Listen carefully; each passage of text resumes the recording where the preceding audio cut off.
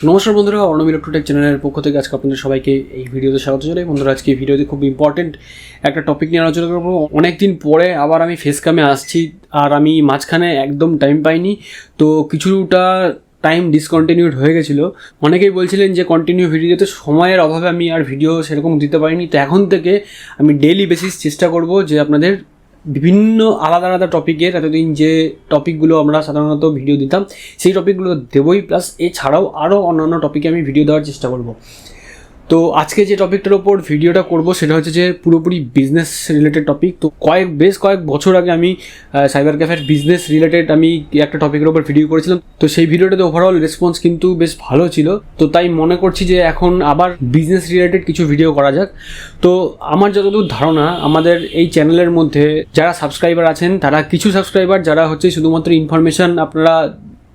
Information নিচ্ছেন, video দেখছেন। এছাড়াও বেশ কিছু সাবস্ক্রাইবার আছেন তো যারা কি ব্যবসার সাথে জড়িত, ইন্টারনেট বা সাইবার ক্যাফে ব্যবসা বা এই ধরনের যে ব্যবসাগুলো, এই সমস্ত ব্যবসার সাথে আপনারা জড়িত আছেন।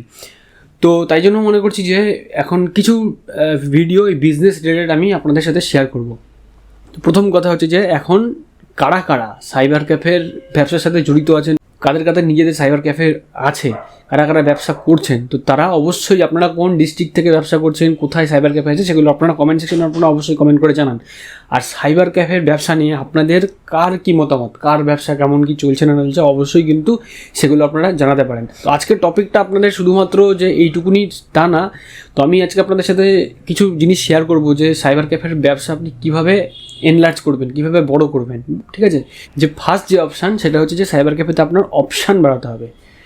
তো অপশান কীভাবে বাড়াবেন বা ক্যাটেগরি কীভাবে বাড়াবেন, আপনি যদি শুধুমাত্র সাইবার ক্যাফেতেই ফোকাসড থাকেন তাহলে কিন্তু ব্যবসাটা বাড়ানো একটু চ্যালেঞ্জের বিষয় আছে।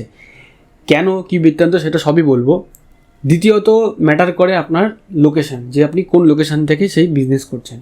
ঠিক আছে, তো এই কথাগুলো বলার কারণটা, তো আমাদের 2024-এ দাঁড়িয়ে এখন ম্যাক্সিমাম 80 থেকে 85% কাজ কি 90% কাজই কিন্তু অনলাইন হয়ে গেছে।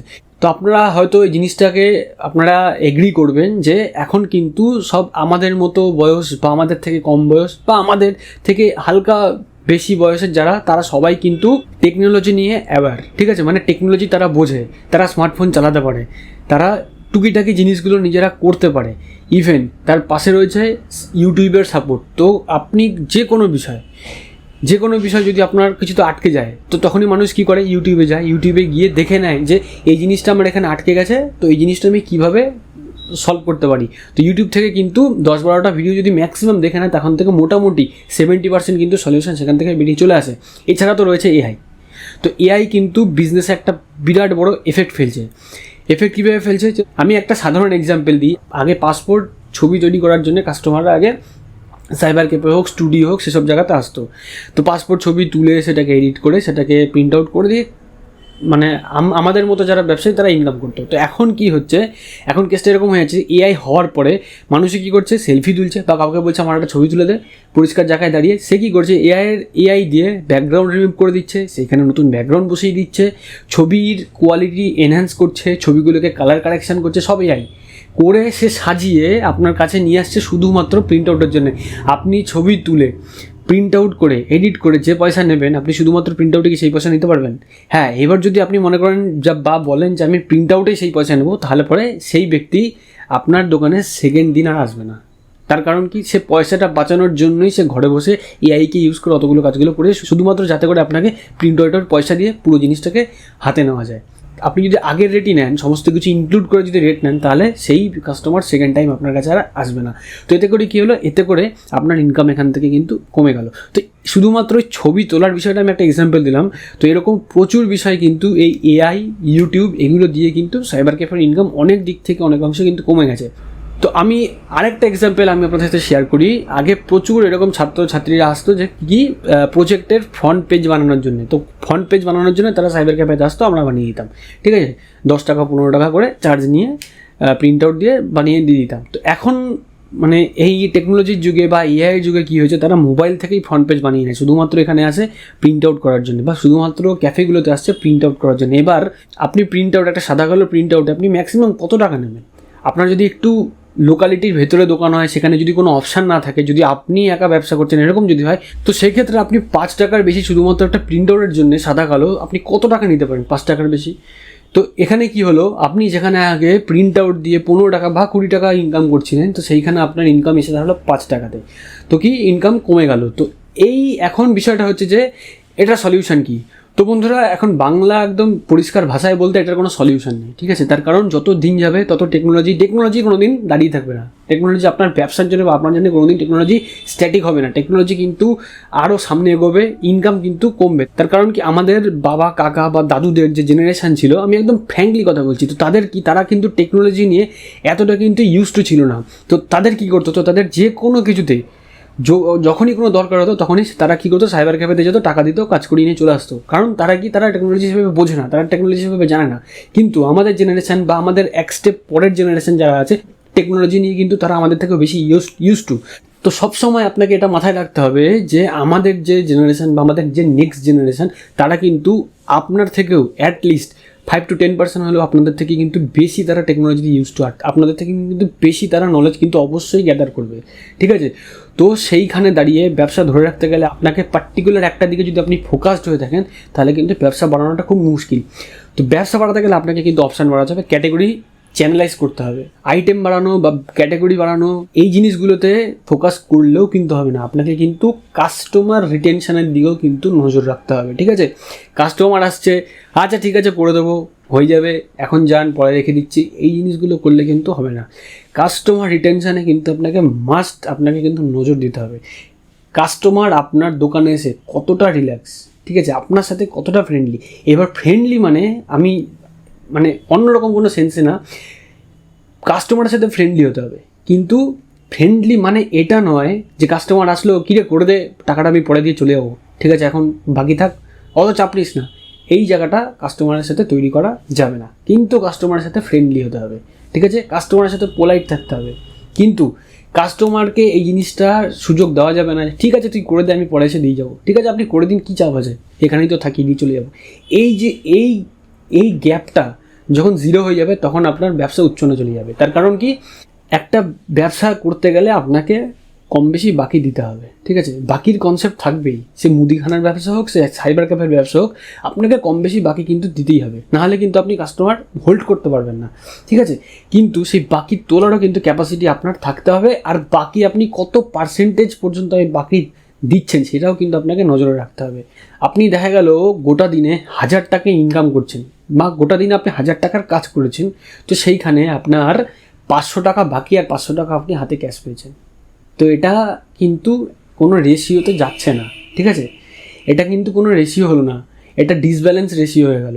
আপনি গোটা দিনে 1000 টাকার কাজ করুন, 100 টাকা 150 টাকা ম্যাক্সিমাম 200 টাকা বাকি রাখুন, ঠিক আছে, কিন্তু সেই 200 টাকা বা 150 টাকা বাকি তোলার ক্যাপাসিটিও কিন্তু আপনার মধ্যে থাকতে হবে। এইটুকুনি মাথায় রাখতে হবে। আমি সমস্ত বাকি দিয়ে গেলাম কাস্টমার হোল্ড করার জন্য, কিন্তু আমি বাকি তুলতে পারছি না বা বাকি উঠছে না, তাহলে কিন্তু ব্যবসা বেশি দিন চলবে না। এবার ব্যবসা কীভাবে আপনি বাড়াবেন? তো সাইবার ক্যাফের বিজনেসে প্রথম কথা হচ্ছে যে জেরক্স, প্রিন্ট, ল্যামিনেশন, এগুলো হচ্ছে একদম জাতীয় কাজ। সাইবার ক্যাফের বিজনেস এগুলো সবাই করে, জেরক্স, প্রিন্ট, ল্যামিনেশন এগুলো সবাই করে। শুধুমাত্র জেরক্স, প্রিন্ট, ল্যামিনেশন এসবে আটকে থাকলে হবে না। আপনাদের অনলাইনের যে কাজগুলো আছে তো সেগুলোও কিন্তু আপনাদের জানতে হবে, যে অনলাইনের কাজগুলো কীভাবে হচ্ছে, কীভাবে রিনিউ হয়, কীভাবে নতুন অ্যাপ্লাই হয়, ঠিক আছে? এছাড়াও বিভিন্ন রকম ফর্ম ফিল আপ আছে, এছাড়াও এডিটিংয়ের কাজও কিন্তু আপনাকে কম বেশি জানতে হবে।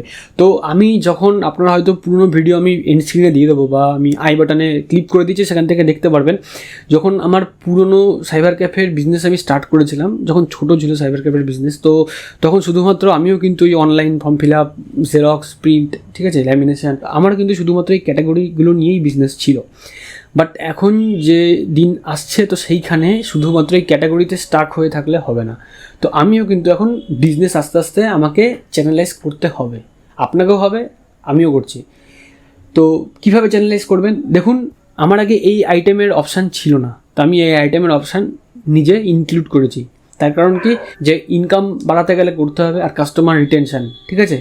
আপনার দোকানে যখন কাস্টমার আসছে, তো তখন জানতে পারছে যে এই দোকানে শুধুমাত্র প্রিন্ট আউট হয়, ল্যামিনেশন হয়, এই ফটো বের করি, বাস, আর কিছু হয় না।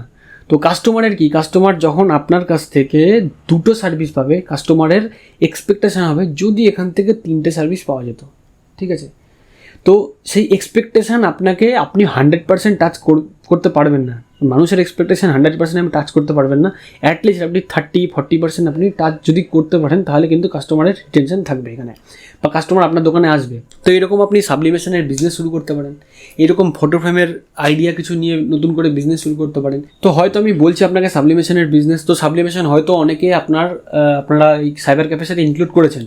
তো যারা এখনো ইনক্লুড করেননি, তো আমি এটা আপনাদের বলছি না যে সাবলিমেশনের বিজনেসই আপনাকে ইনক্লুড করতে হবে, আমি জাস্ট একটা অপশানের কথা বললাম। এটা একটা অপশান, আপনি অন্য অপশানও সেখানে অ্যাড করতে পারেন, ঠিক আছে? এটাই যে করতে হবে সেটা বিষয় না।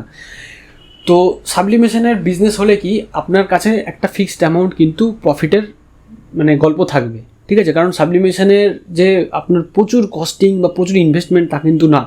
এবার সাবলিমেশন নিয়ে আমি যদি এখানে গল্প করতে থাকি, তাহলে কিন্তু এই ভিডিও অনেক বেশি বড় হয়ে যাবে। তো সাবলিমেশন নিয়ে তার থেকে মাল কিনছি, কি মাল কিনবো, কি দেখে কিনবো, কীভাবে জিনিসগুলো নিয়ে এগোবো সামনে, কী চ্যালেঞ্জেস আসতে পারে, কীভাবে সেলিং হচ্ছে, তো প্রচুর এখানে বিষয় আছে তার, ঠিক আছে? তার কারণ আপনি একটা প্রোডাক্ট, ঠিক আছে, আপনি একটা প্রোডাক্ট সেখানে বিক্রি করছেন, এখানে কিন্তু আপনার র মেটেরিয়াল ইনভেস্টমেন্ট আছে। সাইবার ক্যাফের কেস থেকে সাইবার ক্যাফের তো আপনার র মেটেরিয়াল ইনভেস্টমেন্ট থাকে, কিন্তু এই লেভেলে থাকে না। এটার কিন্তু র মেটেরিয়াল আপনাকে কিনতে হবে, প্লাস সেটাকে প্রসেসিং করতে হবে, প্রসেসিং করে তারপর আপনাকে করতে হবে কি, মার্কেটিং, ঠিক আছে? তো কাস্টমাইজ এগুলো গিফট আইটেম হয়ে গেল, এগুলো আপনারা বিজনেস শুরু করতে পারেন। তো আমার এই বিজনেস খুব যে বেশি দিন আমি চালু করেছি তাও না, একদম রিসেন্টলি আমি জিনিসগুলোকে ইনক্লুড করেছি এই আমার এই ব্যবসার সাথে। তো চেষ্টা করছি এই বিজনেসটা যদি কোনোভাবে বাড়ানো যায় বা বাড়ে ইন ফিউচার, ঠিক আছে? তো আমার ইনিশিয়াল একটা চিন্তাভাবনা আছে যে আমাদের যত সাবস্ক্রাইবার আছে বা যারা এই ধরনের বিজনেসগুলো করতে চান, তো তাদেরকে আমি হেল্প করব, ঠিক আছে? তো কীভাবে হেল্প করব, তাদেরকে গাইড করব, ঠিক আছে? কোথা থেকে ভালো কোয়ালিটির জিনিসপত্র পাওয়া যায়, কীভাবে একটু ইউনিক আপনি কাস্টমারকে দিতে পারবেন, ইউনিক ডিজাইন, ইউনিক আইডিয়া।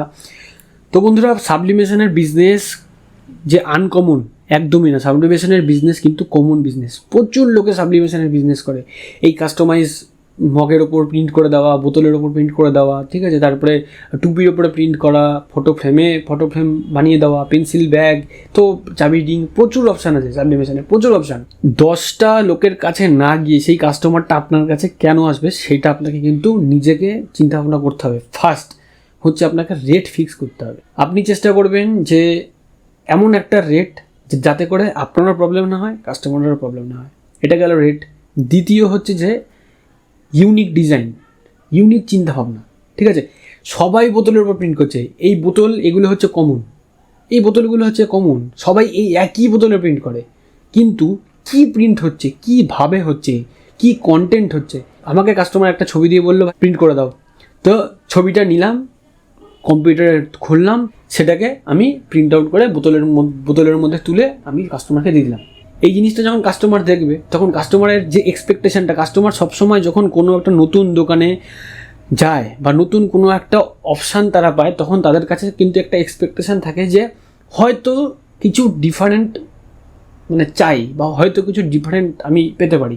তো সেই ডিফারেন্সটা আপনাকে ক্রিয়েট করতে হবে অন্যদের সাথে, ঠিক আছে? অন্যরা যেটা করছে আপনি হয়তো সেটাই করবেন, কিন্তু সেটাকে একটু অন্যভাবে ঘুরিয়ে করুন, যেটা কাস্টমারকে অ্যাট্রাক্ট করবে। কাস্টমারকে যদি অ্যাট্রাক্ট করে, তবেই কাস্টমার আপনার কাছে আসবে, প্লাস সেই কাস্টমার আরও দুটো কাস্টমারকে আপনার কাছে টেনে আনবে। আর বিজনেসে সবসময় চেষ্টা করুন যে প্রচুর ইনভেস্টমেন্টের আমি গল্পতে যাচ্ছি না, মিনিমাম ইনভেস্টমেন্ট আমি সবসময় চিন্তা করি। তার কারণ প্রত্যেকের কিন্তু বাল্কে ইনভেস্টমেন্ট করার ক্ষমতা থাকে না। সবসময় কিছু ভাইরাল জিনিস, ট্রেন্ডিং জিনিস, সেইগুলো আপনি আপনার ব্যবসার মধ্যে ইনক্লুড করুন।